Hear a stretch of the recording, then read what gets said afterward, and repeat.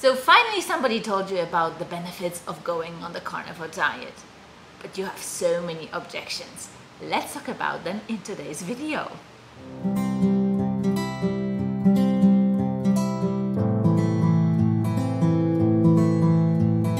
So the number one objection I get is kind of a response, you only eat meat, isn't that super boring?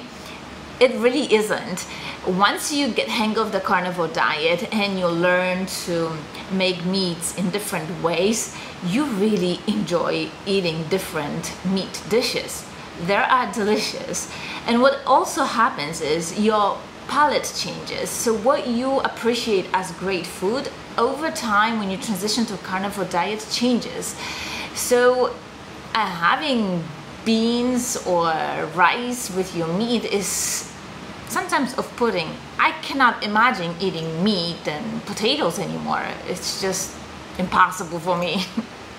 Another aspect worth mentioning is that a lot of people that end up going on the carnivore diet are so tired of dealing with chronic condition for the last 20 years, taking prescription medications that only make them worse, that they are willing to crawl through the glass to get better and to get off all their medication.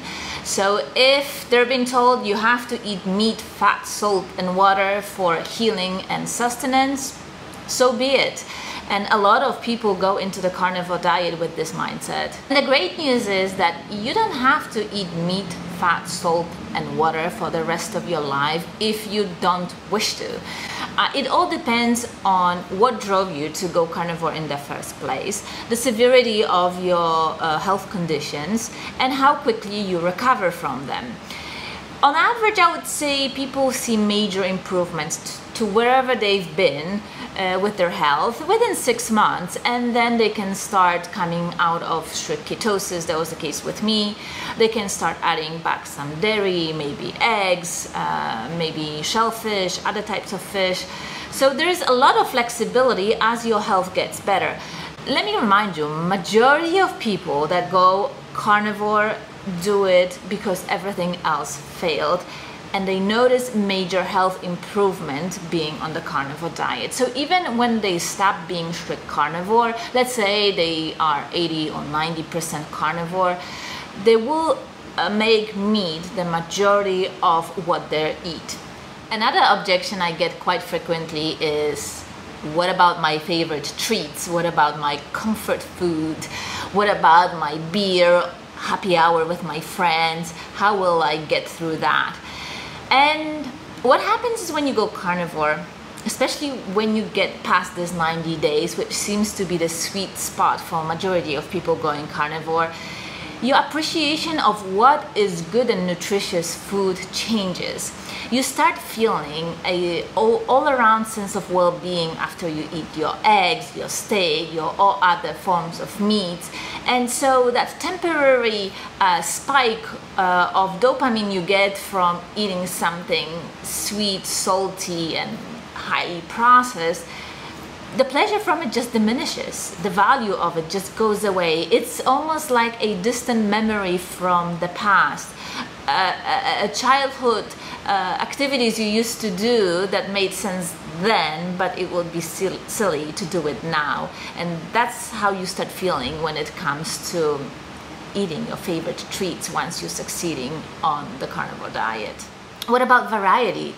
Isn't the variety the spice of life? Shouldn't you have a well-balanced diet?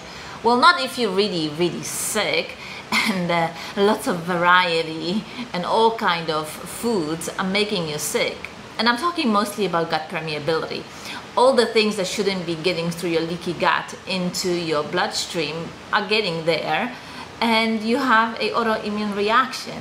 Then in this case, variety and well-balanced diet are not your friend. You probably do a lot better with basic stuff like steak, eggs, bacon, and other types of meat. And believe me, I understand it is really difficult to make that leap from especially being vegetarian or vegan and then going carnivore. That was the case with me.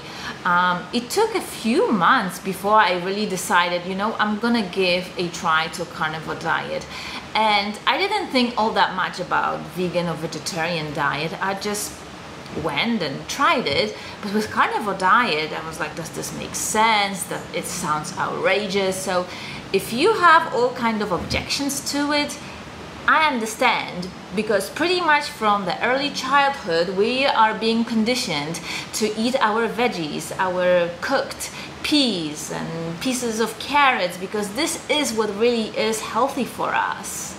Another objection that comes up every now and then is, will I get fat on carnivore diet? And the truth is, the opposite is what usually happens. More often than not, people will have hard time gaining weight than losing it on the carnivore diet.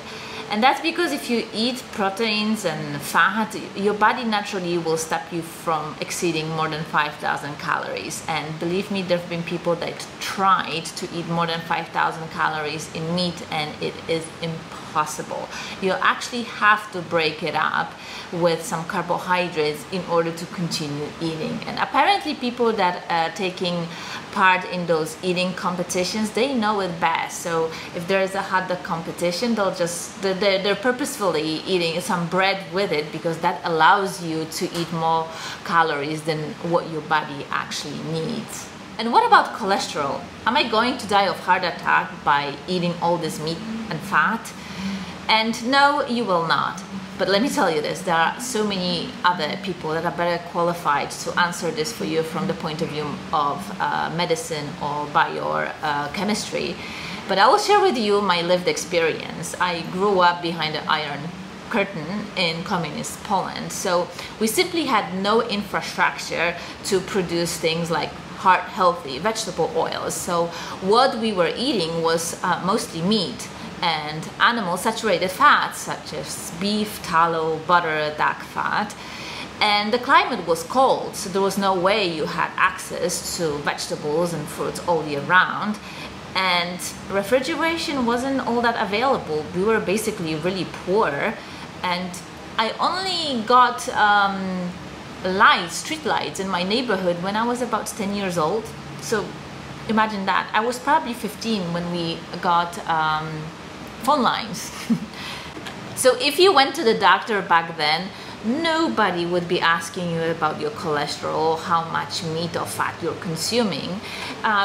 Yeah, we would have health issues. A lot of them were related to, you know, bacterial infections that would enter into food because not enough refrigeration, or viral infections, like especially the respiratory infections because of the cold climate.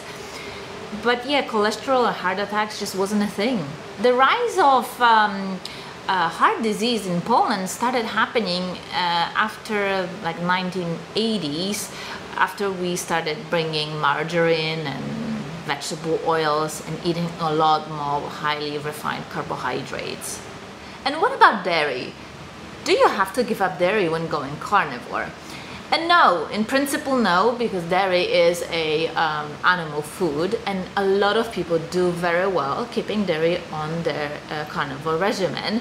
However, there is a group of people, oftentimes they have autoimmune conditions, that they just cannot tolerate dairy in any shape or form. And for a period of time, in order to be successful with carnivore diet, you might have to give it up. Some people successfully reintroduce it back on a later date. Some people feel so much better without eating dairy that they just never want to go back to eating it.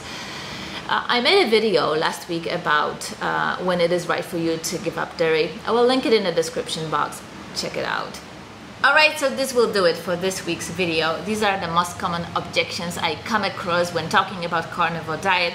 Share it with anybody that heard about the carnivore diet but is unsure and has this type of objections. If you haven't yet, subscribe, hit that notification bell, and I will see you in my next video. Bye!